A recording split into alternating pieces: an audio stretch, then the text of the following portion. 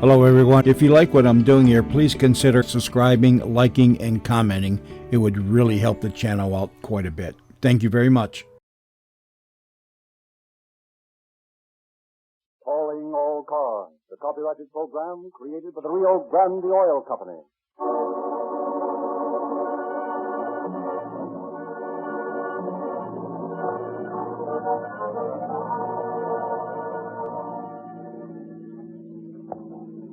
Police calling all cars, attention all cars, broadcast 8. Call your station regarding a possible kidnapping. That's all. Roll control.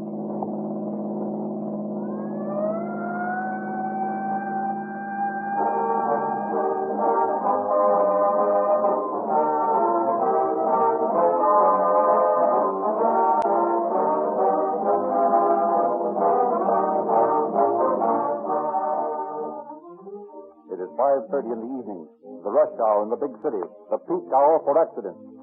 At the Georgia Street Receiving Hospital, we listen in on one of the constant series of emergency calls. A man's been run over by a streetcar at the corner of 8th and Hill Street. If you die, let's help get there quick. How fast can you get a doctor here? 8th and Hill Street?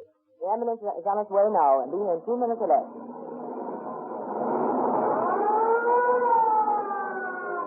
And so it happens hundreds of times a day in the many cities and counties where Rio Grande cracked gasoline powers the ambulances and emergency cars.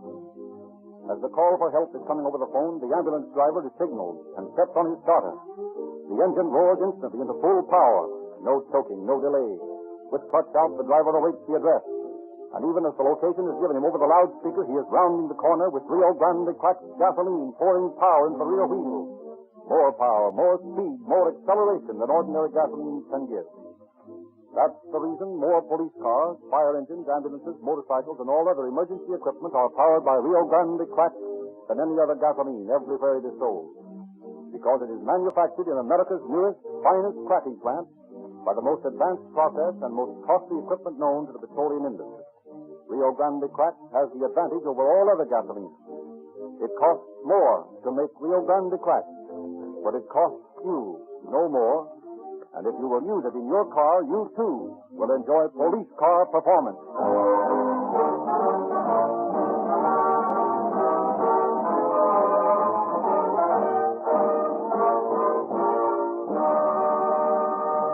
And now it is our pleasure to present Chief James E. Davis of the Los Angeles Police Department. Chief Davis. Good evening, friends.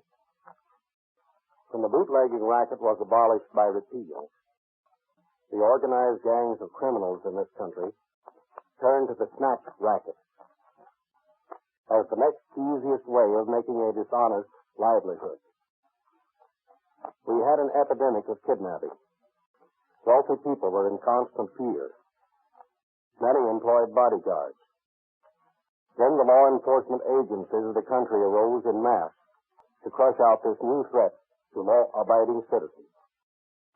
They succeeded so well that practically every kidnapping mystery has been solved and the culprits placed behind the bars with good stiff sentences to serve.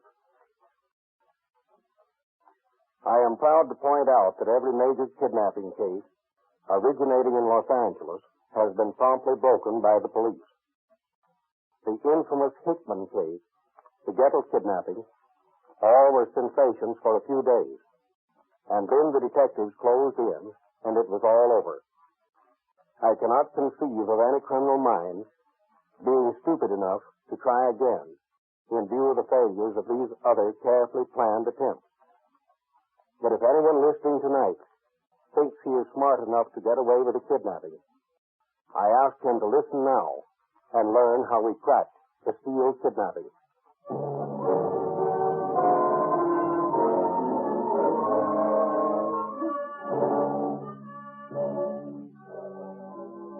Tonight's dramatization is based on the famous Steele kidnapping case.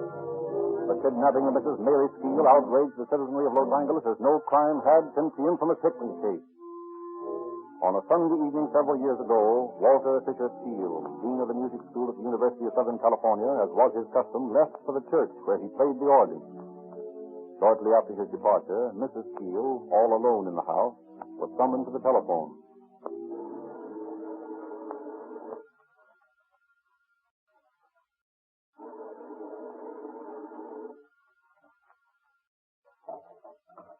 Hello? Is that Mrs. Steele? Yes? Are you alone? Yes? I don't want to frighten you, Mrs. Steele. Why, what's the matter?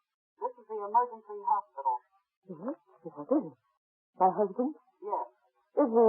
He's been injured in a traffic accident, Mrs. Steele. Oh. He's not in danger. Oh, thank heaven. But the doctor thinks it's best for you to come over here. Yes, of course. We'll send a car for you. Very well. I'll get ready right away. Thank you, Mrs. Steele. Goodbye. Goodbye. Oh, poor Walter. I should have asked you how it happened. Now, where did I leave my hat? Oh, yes. And my coat. Oh, here it is. I must call Franklin. Oh, why don't I put that coat doesn't slip out. I must mend that lining. Now, let's see. What is Franklin's number? Oh, yes, I remember. Oh, dear, poor Walter. Oh.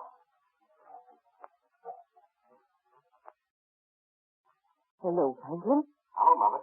Franklin, something terrible's happened. What's the matter, Mother? Oh, Franklin, your father's been hurt. Hurt? How? What happened? I don't know. They just called me from the hospital. They said it was a traffic accident. What hospital, Mother? The emergency hospital. They're sending someone over for me. Well, I'll leave here right away and meet you at the emergency hospital. All right, Franklin. And don't worry, Mother. No, I'll try not to, son. There's the bell. That must be the man from the hospital. Hurry over there, Franklin. I will, Mother. Goodbye. Goodbye, son. Is he?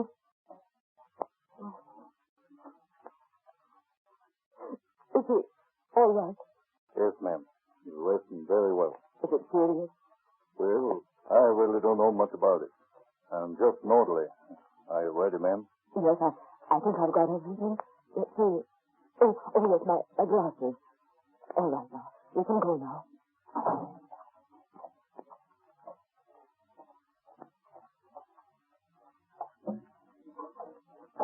This is the nurse, Miss Wells, ma'am. Maybe she knows more about it. How do you do, Mrs. Steele? Tell me, is he badly hurt? We don't think so, Mrs. Steele, but we wanted you to be with him. Where did the accident happen? We don't know. He was unconscious when they brought him in. Unconscious? Yes, but there are no serious fractures. Oh, that's a relief. Look here. Where are you taking me? This isn't the way to the hospital. It's the way we're going. Let me out of here. You're not taking me to the hospital? Help! Shut up. Now listen, Mrs. Steele. You're going for a ride with us. And if you know what's good for you, you won't make any noise or cause any trouble.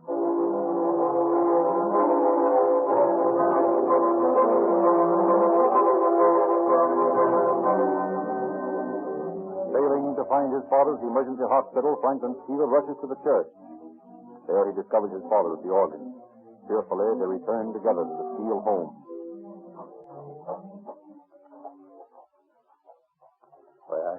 I can't understand it, Franklin. Well, somebody must be playing a joke on you. One of the students, perhaps. It's rather a grisly joke.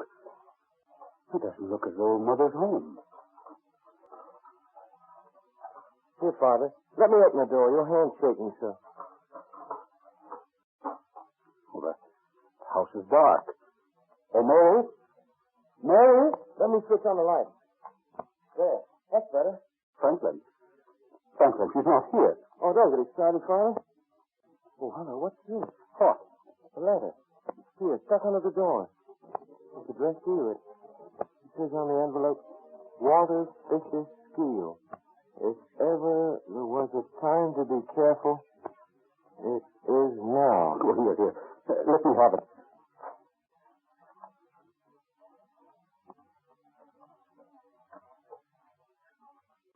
Oh, Franklin, this is terrible. What? Why, they want $10,000, or they won't bring Mother back. Franklin, I haven't $10,000 or anywhere near that much money. What are you going to do? I'm going to call the police.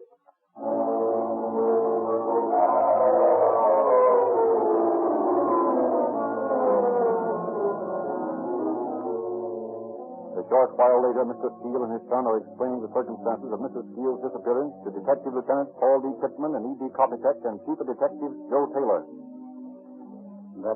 That's all we know about it. Well, let me see that letter, please, Mr. Steele. Thank you. Read it along, Pittman. It says each move of yours will be watched closely. You make one false move, it'll be just too bad for yourself and wife. You know others have tried to be slick and let the officers know, but they've always paid off in flowers afterwards. $10,000 in cash or the wife pays the bill. This money must be of the denominations of $5, $10, $20 bills. None of these bills to be new.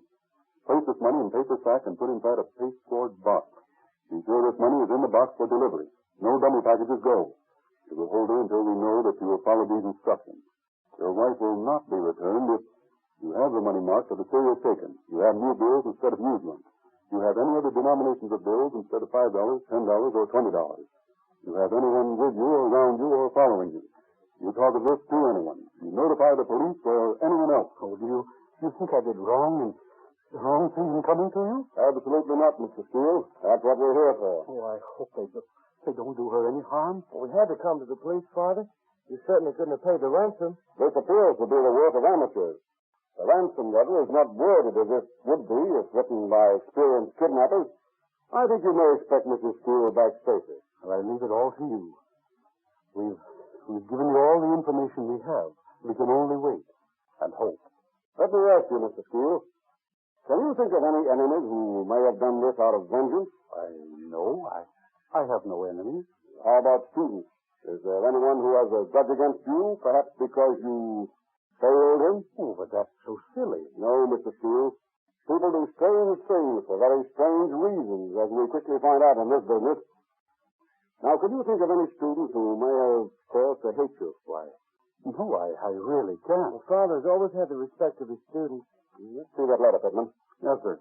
You'll notice, Chief, that although the letter is typewritten, the word wife, whenever it appears, has been cut out of a newspaper or magazine and pasted into the letter. Yeah, so it has. Hand me that magnifying glass over there, will you? Yes, here you are, sir. Thanks. The word daughter seems to have been originally typed into this letter. Have you any daughters, Mr. Steele? Yes, one. Does she live with you? No. Well, then, this letter must have been intended originally for the family of another victim. We haven't had any attempt kidnappings recently, have we, Copycat? No, sir, not for some weeks. That's mighty strange. Hey, look here, sir. The envelope this letter came in. The name Walter Fisher Steele has also been clipped from some printed matter and pasted on the envelope. That may be a lead. Yeah, that's right. Mr. Steele. Yes, Mr. Taylor. Do you recognize the printing here? Have you any idea where your name may have been printed? That the kidnappers could have found it? Well, now I don't know. Of course, they print my name sometimes in the church bulletin. I see. And occasionally it's mentioned in the papers. But this isn't newsprint. Then in various notices at the university. I see. Well, I'll bet that's the source. Somebody at the university. Copycat, you and Pittman get out there first thing in the morning and see if you can run down this printing.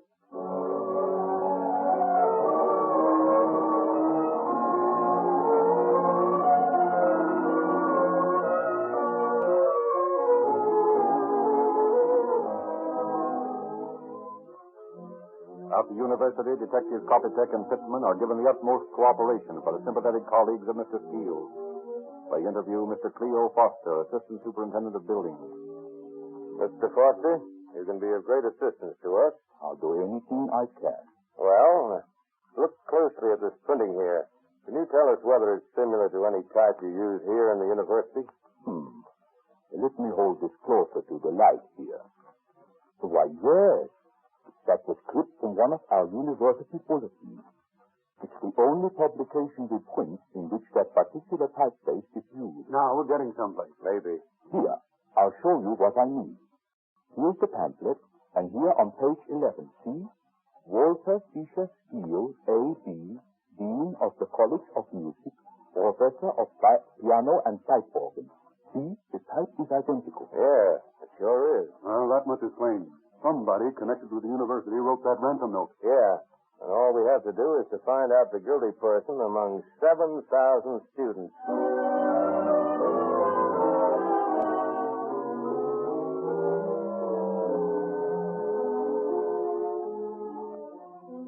Scores of Mrs. Steele's relatives and friends are questioned by investigating officers.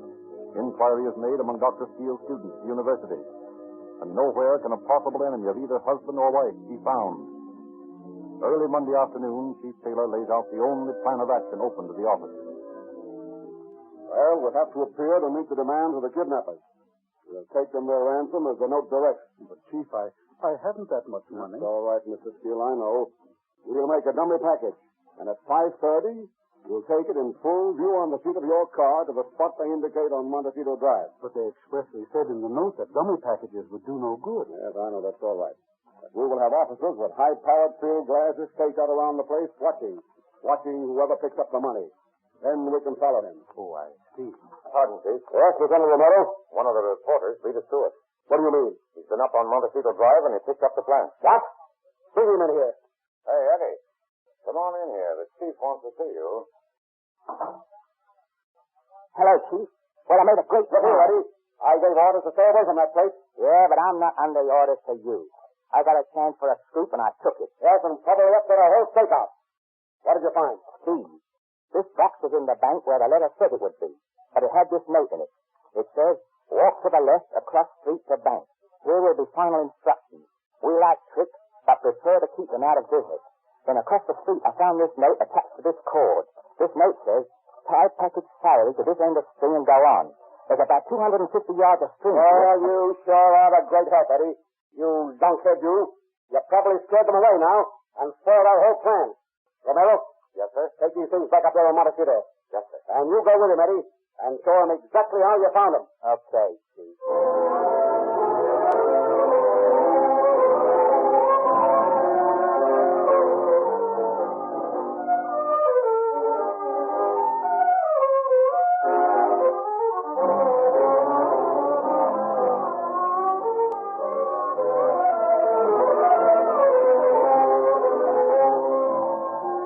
At the appointed time, Mr. Steele drives to the top of Montecito Drive with Detective Kopitek clamped into the rumble seat of his car.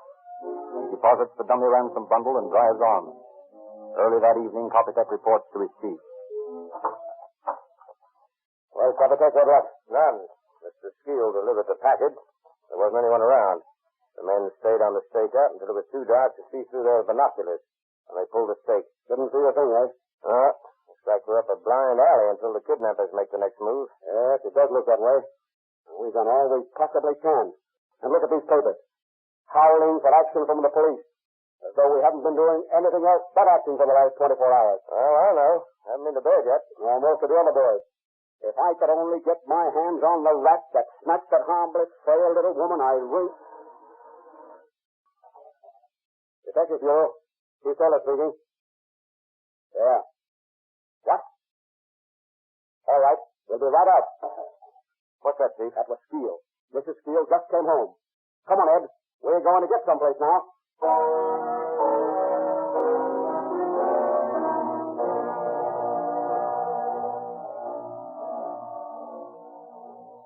Exhausted and upset as she is, Mrs. Steele pluckily recites the story of her experiences at the hands of the kidnappers to an interested audience of detectives.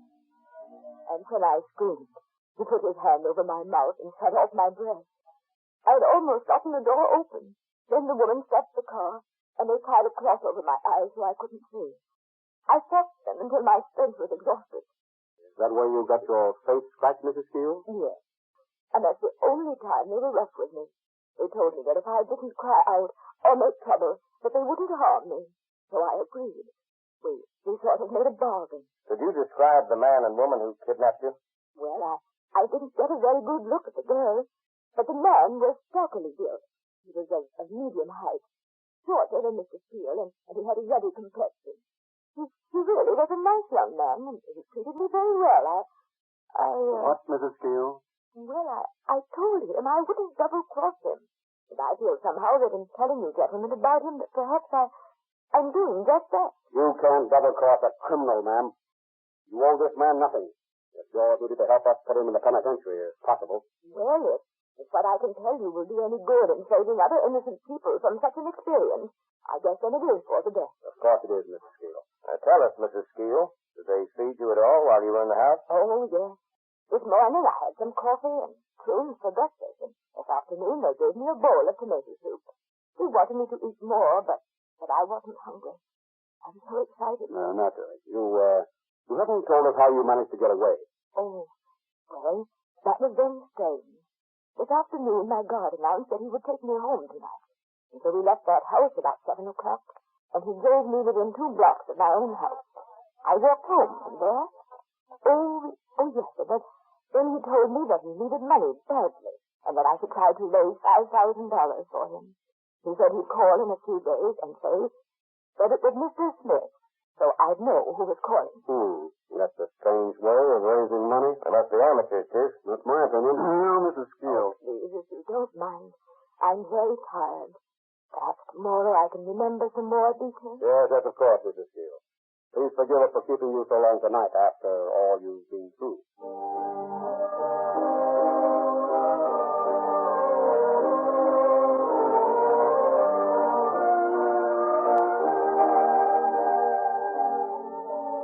Further questioning of Mrs. Steele the next day brings to light a little information regarding the layout of the house in which she was held captive. Although blindfolded, she remembers the position of the bed and other furniture in the room where she was detained. She recalls hearing children playing outside, the chiming of a clock, the purr of passing traffic, a distant train. But such clues are all too meager. Telephone messages regarding persons whose actions might be suspicious flood the Detective Bureau, and Chief Taylor's staff is kept busy running them down. Then, late in the day, an important piece of information comes to them. Very well, ma'am. We'll have a man right out there. Yes. Thank you for calling. Beg pardon, Chief, but there's a young lady outside who's got a story I think you'd better hear. What's it about? Kidnapping. Come to the room. Yes, sir. Will you step this way, please? Miss Smith, this is Chief Taylor. How do you do, sir? How do you do, Miss Smith? Won't you please be seated? Thank you. Now, what can we do for you? Well, I guess I should have reported it before this, but a man and a woman tried to kidnap me. When was it? Now, let me see. It was on January 27th. I see. You mind telling us just how it happened? Well, on the evening of the 27th, a man telephoned and said he was Mr. Johnson, one of my father's parishioners. Father's a minister, you know. I see. And this man said that one of Daddy's church classes was planning a surprise party for Daddy. He wanted me to accompany him and his wife to the home of one of the church members and help plan the party. Yes?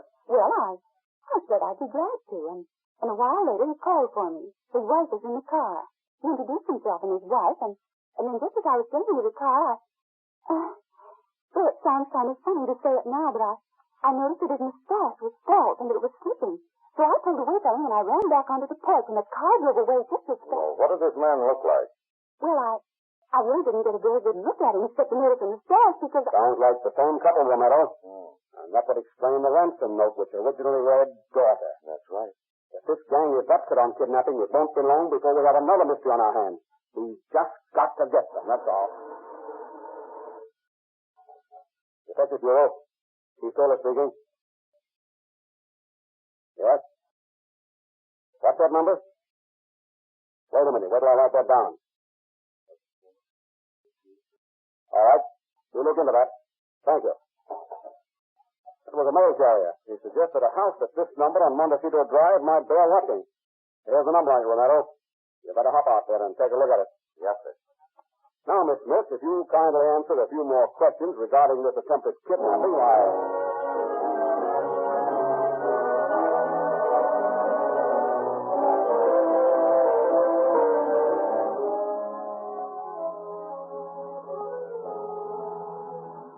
Well, this is Montecito Drive.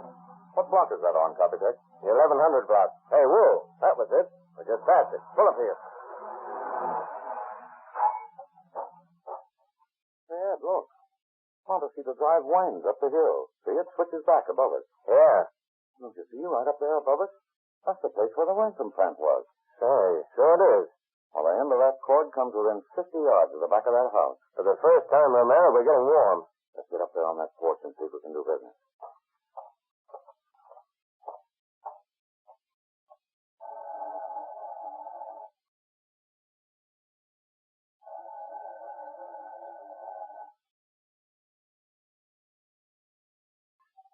Keep ringing. I can see somebody moving around inside.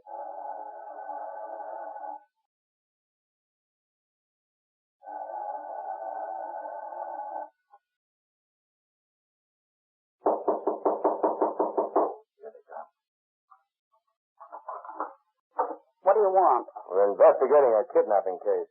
I don't know anything about a kidnapping case. Just a minute, if you don't mind. We'd like to come in and talk with you. Well, all right. It won't do you any good, but you can come in. Now, what's your name? Georgia Price, Age? 28. How long have you lived here? 2 months. And before that? In Long Beach. Can you give us the names of some Long Beach people who are acquainted with you? What for? So we can complete our report, Miss Hammer. What's that? I said Miss Hammer. I told you my name is Price. You live here alone? Yes. Well, then why is there mail here addressed to the Weller Pearl Hammer? Why, Never mind. Copycat, do you smell something familiar? Like, say, pipe tobacco smoke? Yeah, I believe I do. All right, come out of there, you. What's your name? Howard. W.D. Howard.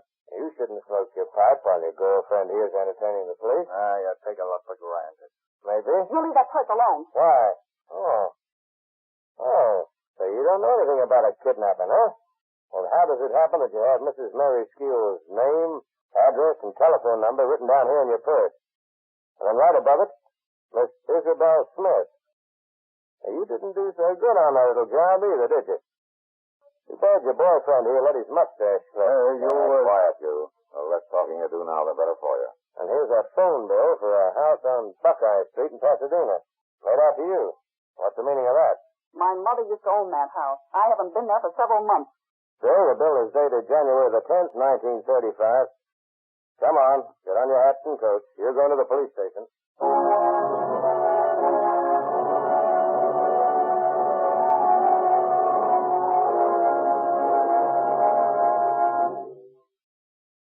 The house on Buckeye Street revealed damning evidence. The prune pits from Mrs. Steele's breakfast and the soup can from her lunch were found there. The typewriter, which was proved to have written the ransom note, was discovered in a trunk. Mrs. Steele, taken to the house and blindfolded, recognized the room where she was held captive by touching the furniture. Bit by bit, the case was built by the clever detective work of Chief Taylor's men. Howard arrogantly maintained his innocence until he was faced with his police record under his real name of E.M. Van Dorn, which showed he had served a term in San Quentin for forgery. Then he broke down and admitted his guilt, but pled for the freedom of Miss Hammer.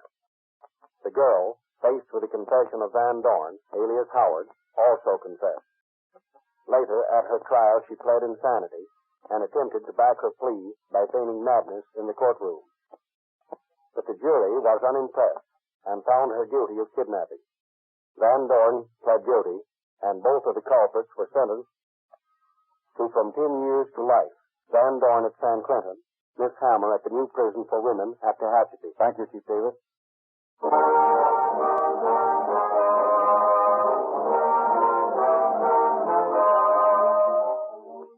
Hundreds of letters are received every day by the Rio Grande Oil Company from boys and girls who want to join Rio Grande's Junior Police Department. To these young people, Rio Grande has distributed several hundred thousand police badges, Sam Brown uniform belts and pistols, handcuffs, detective microscopes, and fingerprint outfits. 15 free gifts in all.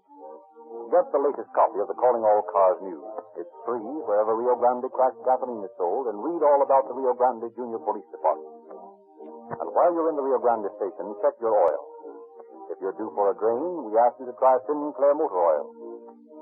The oil in Sinclair tamper-proof cans is millions of years old, yet it's the finest oil on the market, refined to meet the needs of the new high-compression motors.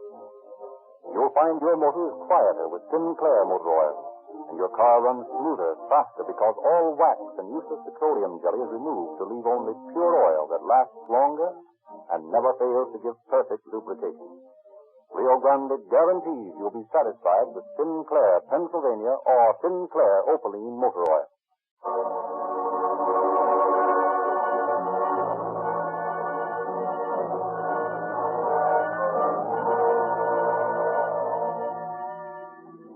Police calling all cars, attention all cars, cancellation broadcast news regarding the kidnapping. Breakfast case now in custody. That's all. Those first.